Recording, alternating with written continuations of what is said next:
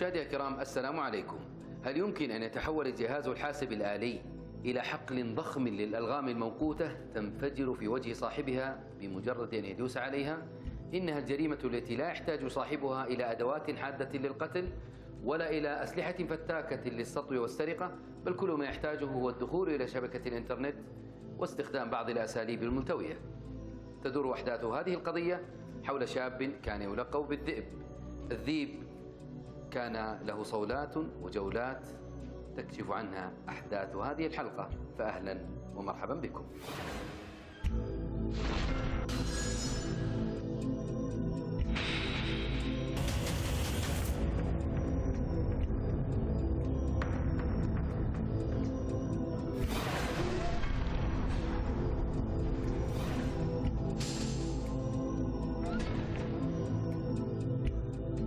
صرح المتحدث الأمني بوزارة الداخلية بأنه بناء على ما توفر لرئاسة الاستخبارات العامة من معلومات عن تورط عدد من السعوديين والمقيمين بالمملكة في أعمال تجسسية لمصلحة إحدى الدول.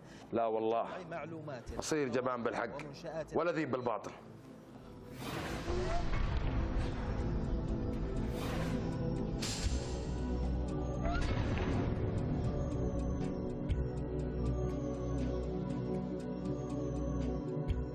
أمام أحد مراكز الشرطة كان هذا الشاب يقدم رجلا ويؤخر أخرى وهو في حيرة من أمره، وبعد الحيرة والتردد ساقه ضميره الحي إلى أن يتخذ قرارا عاجلا بإبلاغ الشرطة حفاظا على الأرواح البريئة حتى ولو كلفه ذلك دخول السجن.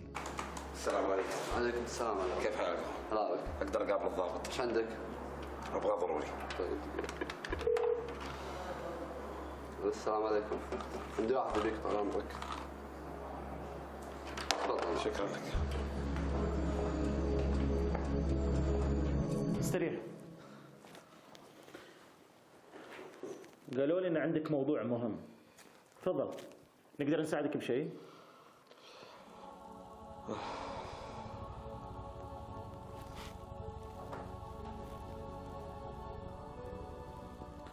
هات لنا واحد مويه وواحد شاي.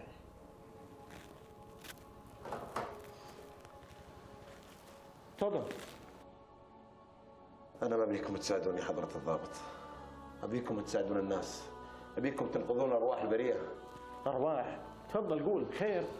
بدأت أحداث هذه القضية ببلاغ تقدم به شاب إلى أحد مراكز الشرطة يفيد بتعرضه للابتزاز من قبل عصابة تمتهن القيام بالجرائم الإلكترونية.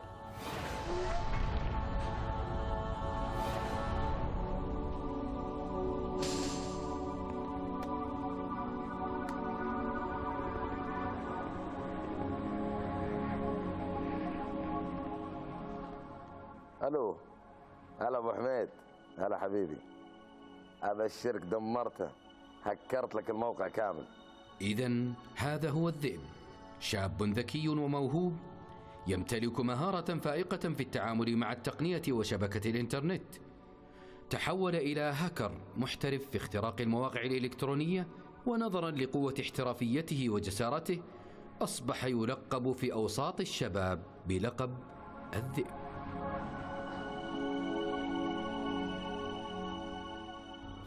اعترف الذئب بقيامه بعدة أعمال واختراقات على الشبكة العنكبوتية.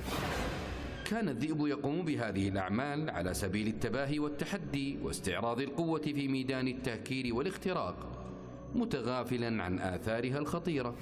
وكان على المحقق أن يكون يقظا في استجلاء كل حقيقة والتدقيق في كل معلومة والوصول لكل ما يمس أمن الأفراد أو أمن الوطن.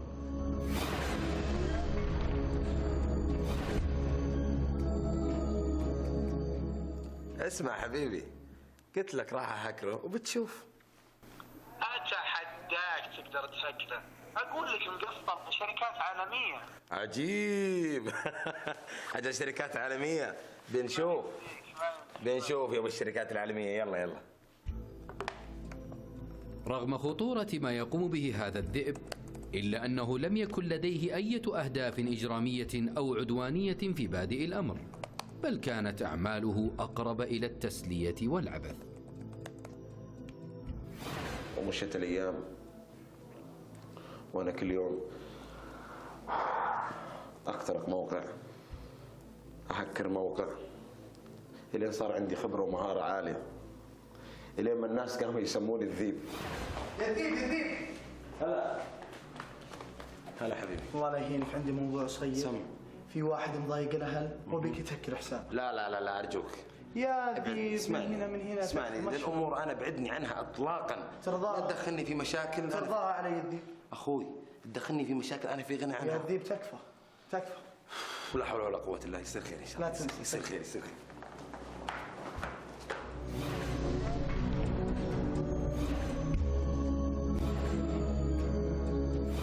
هذا الدفع من الحساب والباقي عندك يا زعيم. ولا يهمك، بس أهم شيء الدفعة الأخيرة.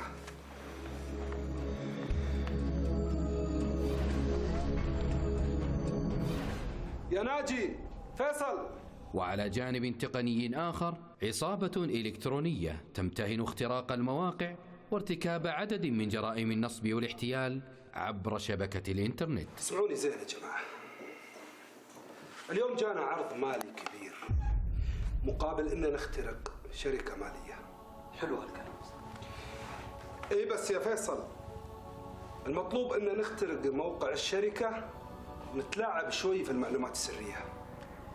بس يا زعيم، مثلك عارف الشركات المالية هذه تستخدم جدار ناري قوي يصعب اختراقه. هو صادق، صعب نلاقي ثغرات سهلة.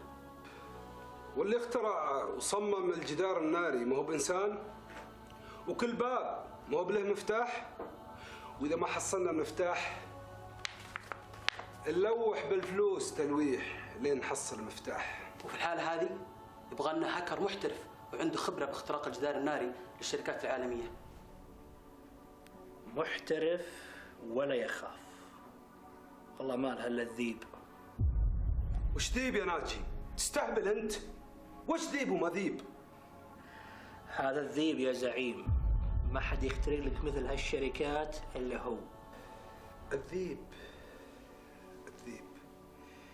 اسمع يا ناجي أنت وفيصل، أبغى الذيب هذا من تحت الأرض ولا من فوق الأرض؟ أبغاكم تحددون مع موعد يجلس معي واتفاهم معه، فاهمين؟ ابشر، ازهلها.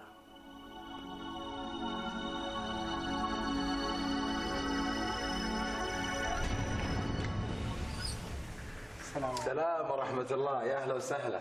أهلا ومرحبا ونعم. كيف الحال؟ طيب إن شاء الله. طيب. تفضلوا يلا حيهم. فضلك. مرحبا ومسهلا. دارت البركة. الله يبارك بأيامك. استريح. شو أخبارك؟ طيب إن شاء الله. حياك الله. يلا حيهم. كيف الحال؟ خير الله يعافيك. شو أخبارك؟ طيب إن شاء الله. الله يعافيك. ما بيطول عليك، لكن في شخص مهم حابنا يتعرف عليك، واعتقد انك تبي تستفيد منه. يا ذيب، ترى ناجي هاكر زيك وحاب انه يتعرف عليك. يا أهلا وسهلا. ترى الزعيم حاب يتقهوى معك. حياها الله، يشرفني هنا ببيتي. ابي قهوتك عندنا. خير إن شاء الله. أجل اتفقنا، شوفك على خير إن شاء الله. حياكم الله. بأمان الله. يا هلا وسهلا.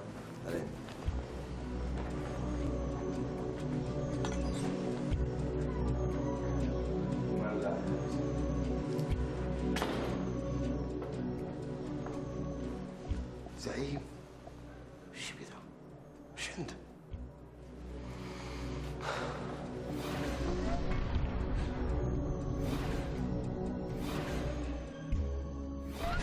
هلا ومرحبا بالذيب، زارتنا البركة.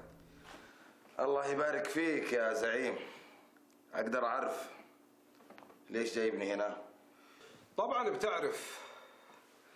اسمع يا الذيب، مطلوب منك انك تخترق موقع الكتروني شركة مالية، وطبعا حسب المعلومات اللي جتني من ناجي انك بروفيشنال في مجال الاختراقات. ولا تنسى يا ذيب، ترى لك اجر، واجر كبير بعد.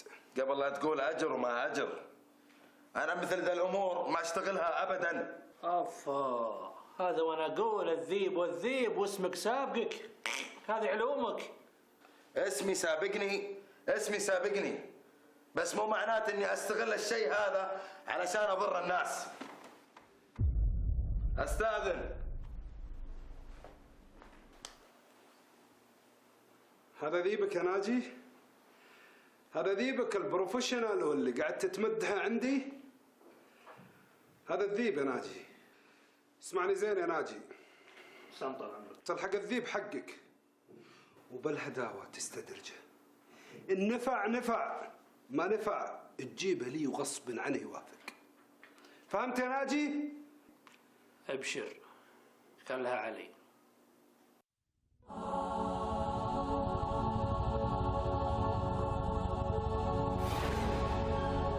في جلسات التحقيق كان الذئب يحاول إقناع المحقق بأنه لم يكن لديه أي دوافع إجرامية، بل كان يسعى للخروج من المأزق الذي أوقعته فيه العصابة. كان الذئب في بادئ الأمر يظن أن الحسابات قد انتهت بعد خروجه من لقاء الزعيم، فيما كان الواقع أن العصابة لها حسابات أخرى تخطط من خلالها لجر الذئب إلى أعمالها الدنيئة. بدأت العصابة بالتخطيط للإيقاع بالهدف.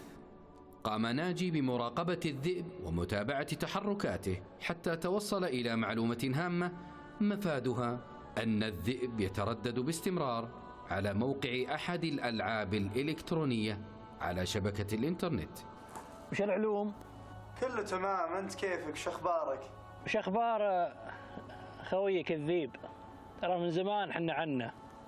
والله يبشرك كويس، تلقاه يلعب الحين. وش يلعب؟ في لعبة مدمن عليها. والله شكلها لعبة حلوة أجل. ها؟ أوكي طيب، لا تقاطع. ها؟ خلنا نشوفك. يلا في امان الله. هلا والله.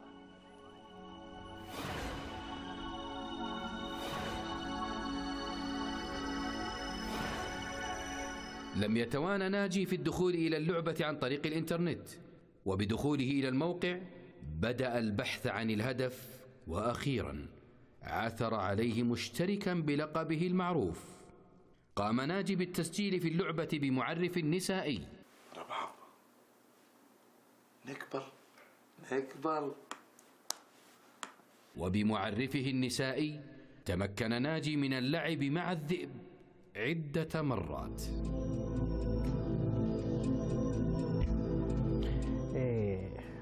خلاص ملينا لعب، خلنا سحب فيك شوي بس شلون؟ ايه طيب تكفى يا الذيب، أبي فزعتك. فيه واحد حسبي الله عليه سرق مني الإيميل، حاول ترجعه لي. تكفى. وتمضي الأيام ليستقبل الذئب رسالة من ناجي افتعل بها موقفا إنسانيا يطلب فيه من الذئب مساعدته لاستعادة بريده الإلكتروني. ايه يا الذئب، وين رسالتك؟ هبطت. وين هبط؟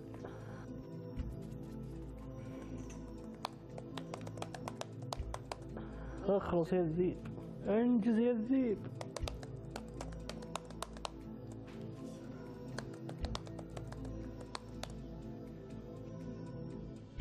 ايوه جت الرسالة، خلنا نقرا. تمت العملية بنجاح وهذا ايميلك وبياناتك الجديدة. كفو يا الذيب. مشكور وما قصرت، والله ما أعرف كيف أرد جمايلك رباط.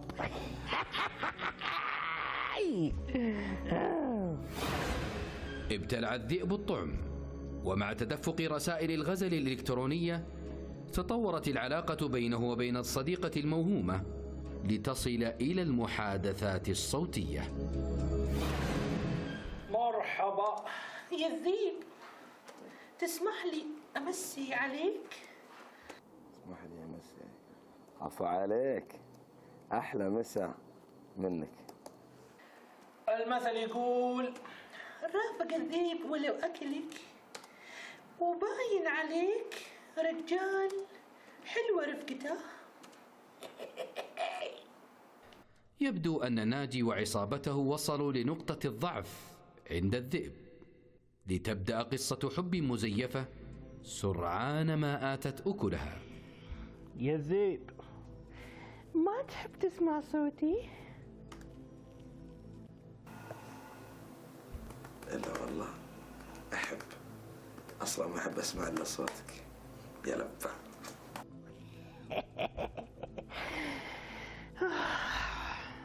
وشلون تسمع صوتي وما عندي رقم جوالك؟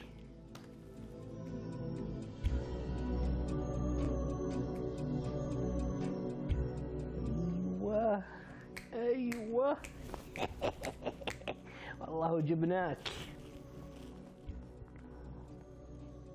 حصل ناجي على هاتف الذئب وبدأ بمحادثته مستفيدا من قدرته الفائقة على تقليد الصوت النسائي. الو. هلا وغلا.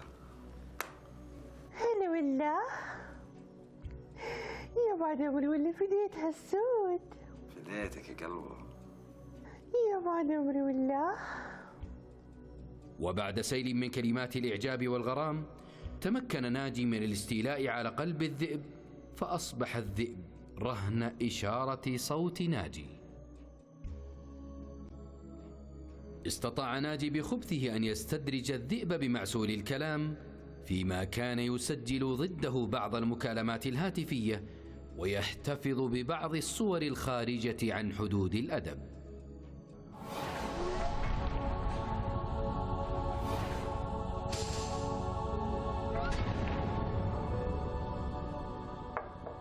والله وطلعت الذيب يا رباب. قصدي يا ناجي. الله. حلو حلو. والله صرت خاتم في اصبعي يا الذيب. الذيب صار بس. اسمعني يا فيصل. سم. ابيك هالحين ترفع لي الفيديو برايفت، زين؟ وانت يا ناجي سم اتصل لي على الذيب. وبعد شهرين من العلاقات العاطفية الموهومة كانت العصابة قد أوقعت الذئب في المصيدة، ولم يبق سوى الانقضاض على الفريسة. هلا حبيبي. هلا روحي. هلا والله. هلا وغلا حبيبي. اهلين. يا ربي اقول لك ترى انا ارسلت لك فيديو على البرايفت خاص، ما حد يشوفه غيرك. إيه. طيب يلا اوكي يلا.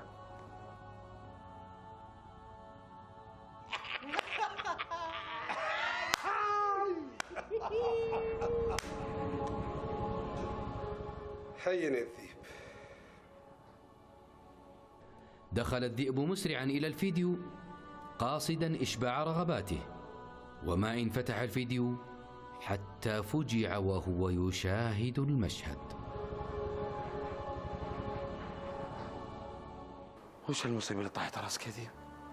وش المصيبة اللي طاحت راسك؟ الو. ها يا الذيب، شفت الفيديو؟ من انت؟ اقول اسمع عاد. إذا ما تنفذ كل اللي نبيه منك ترى هالفيديو هذا أبنشره بكل مكان، تويتر، فيسبوك، انستغرام. لا وابشرك نسخة من هالفيديو بسيديات أبعطيها لكل جماعتك وقرايبك وأهلك، وفك عمرك من هالفضيحة. طيب طيب طيب طيب، انت وش تبي مني الحين؟ وش تبي مني يا اخوي؟ سهل جدا يا الذيب، سهل اللي يبيه منك، بس انت اهدى شوي، خلي اعصابك تهدى. اسمعني يا الذيب، المطلوب منك فقط ابيك تدخلي على الموقع الالكتروني للشركه الماليه، تتلعب لي شويه بس في المعلومات. سهله يا ذيب، سهله. لا لا، انا قايل لك الموضوع ده ما راح اشتغل فيه ابدا. افهم من كلامك يا الذيب ان الفيديو بدال ما هو بخاص نخليه عام يعني؟ تستزني انت يا اخوي؟ ابتزاز يعني؟ ابتزك؟ معاش اللي يبتزك يا الذيب، معاش. وش قلت؟ لا لا ارجوك، انا اعتذر. تعتذر؟ نعم. يا فيصل سلم آمر تدلل يا سعيد. ابيك يا فيصل ترفع لي الفيديو. ارفعه الحين، ارفعه.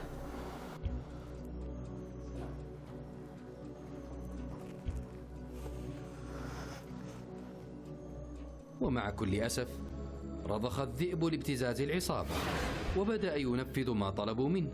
وبعد أيام من العمل المتواصل استطاع الذئب أن يفك شفرة موقع الشركة المالية ويدخل إلى قاعدة البيانات في الموقع لينفذ للعصابة مخططهم الدنيء. طمني، وش المعلومات مرات تزويرها؟ حبيبي يا ذيبان. كفو والله انك ذيبان. كفو. ذيب قايل لك.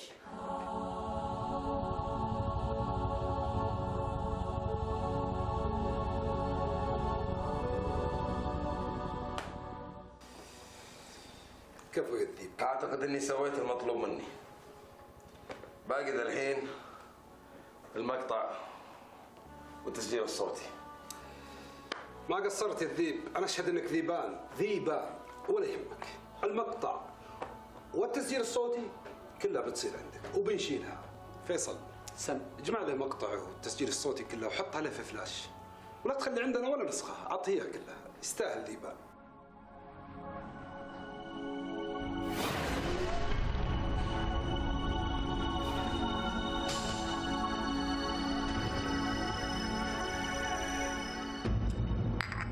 اسمعوا النجم،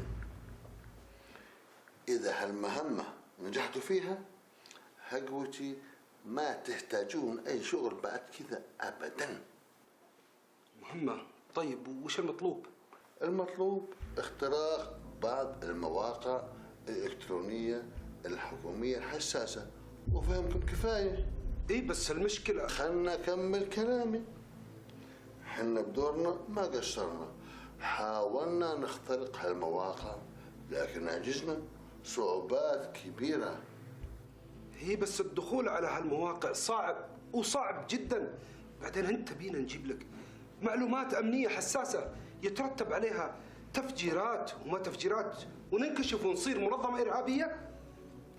لا تخاف، التنظيم عارف كل خطوه يسويها، واذا انتم ما عندكم قدره تنفذوا المهمه شوفوا لكم احد ينفذها لكم بجزء من المبلغ. خلاص انا بتصرف، بس كل اللي ابيه منك انك تعطينا شويه مهله. لكم 5 أيام، 5 أيام بس ان شاء الله. كمل يا ذيب. وبعدين خرجت من العصابة وكل راح بحال سبيله، والله العظيم نسيتهم ونسيت الموضوع كامل. لكن في يوم من الأيام ما وعيت إلا وناجي يتصل علي.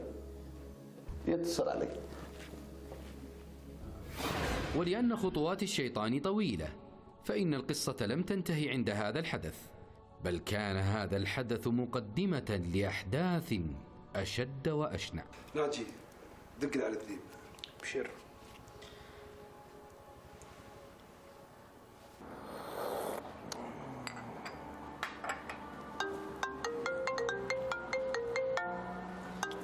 لا حول ولا قوة إلا بالله. نعم خير. هلا يا زيد، شلونك؟ اللي بغيتوه واخذتوه، وش تبي بعد؟ لا بس الزعيم حاب انه يشوفك، لا تتاخر. ماشي ماشي ماشي.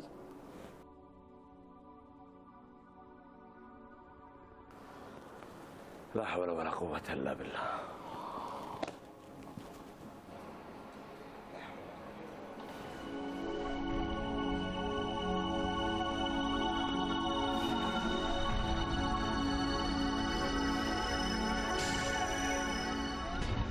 سهل جدا، كل اللي مطلوب بعض المعلومات السرية. الظاهر انك انت انجنيت او انهبلت، تبي نشتغل مع الارهابيين؟ اسمعني زين يا ذيب، ارهابيين ومرهابيين ما هو بشغلي ولا لي علاقة فيهم. أنا يهمني في الدرجة الأولى البزنس، فهمت؟ انا لا يمكن ادخل على مواقع حكومية او معلومات سرية. اسمع يا ذيب، أنت الظاهر ما ينفع معك أسلوب التهذيب، أنت ينفع معك أسلوب رباب. وعلى فكرة الفيديو عندي، الظاهر اني برجع انشره، ايش رايك انشر الفيديو؟ طول عمر النذل نذل، طول عمر النذل نذل. انا لو نذل يا ذيب كان نشرت الفيديو من زمان، علما اني امتلك الفيديو، لكن يا ذيب انا ماني نذل ومستعد انشر الفيديو. ايش رايك يا ذيب؟ عطنا مهله افكر. طيب فكر على راحتك يا بطل، لكن انتبه ترى ما معنا وقت، انتظر جوابك يا ذيب. بعد استكمال جميع المعلومات التي افاد بها المبلغ، تم تشكيل فريق عمل يضم عدد من الفنيين والمختصين بمكافحة الجرائم المعلوماتية للقبض على العصابة متلبسين بجرمهم المشهود. قوم ارتاح وخلي الباقي علينا يا رب. وبعد تحديد الهدف ومكان أفراد العصابة، قامت فرقة التحريات والبحث الجنائي بوضع جميع أفراد العصابة تحت المراقبة السرية المشددة، وذلك بهدف جمع أكبر قدر من المعلومات عنهم. وبعد تحديد ساعة الصفر جرت مداهمة العصابة، حيث تم القبض على أفراد العصابة وعثر بالموقع على عدد من أجهزة الحاسوب ووسائط التخزين.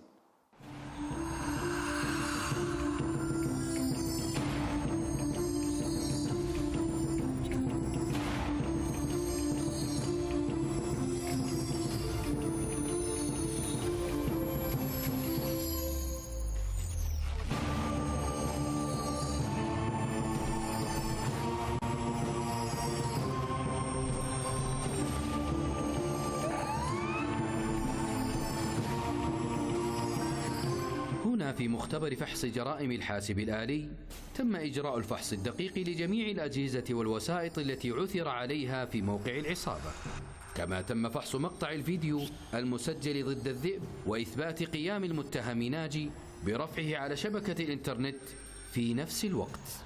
وأسهمت الأدلة والقرائن التي توصل إليها فريق التحريات وخبراء الأدلة في اعتراف أفراد العصابة بما نسب إليهم من جرائم.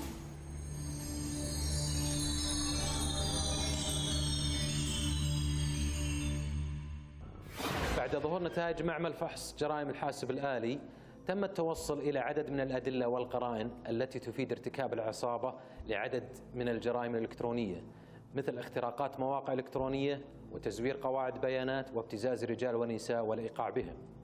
كما تم إثبات عدد من المعاملات والتحويلات البنكية التي تؤكد قيام العصابة بهذه الجرائم مقابل مبالغ مالية ضخمة. هكذا مشاهدي الكرام انتهى ملف هذه القضية، بينما الملايين من الملفات الإلكترونية لا تزال تغص بها الشبكة. إنها جريمة العصر الحديث، حيث الحدود المفتوحة بلا حراس ولا دوريات، وحيث الحرب الخفية بلا جواسيس ولا مخابرات، بل هي مجرد ملفات وبرامج بكبسة زر قد تتحول إلى جريمة. وأمام هذا الواقع الافتراضي يجدر من التنبيه إلى أمرين. الأمر الأول يتعلق بالجهات الأمنية في كبح هذه الجرائم وسرعة الوصول إلى الجناه بكل تقنية وكفاءة عالية، والأمر الثاني يتعلق بنا مستخدمي الشبكة بالحذر والتوقي وحسن الاستفادة. في الختام تقبلوا مني أرق تحية، ولنا في الحلقة القادمة قضية.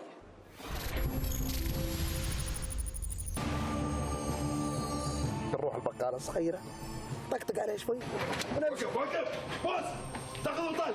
يا حبيبي شغله هياط المبزره بقالات وبطاقات سوا انساه.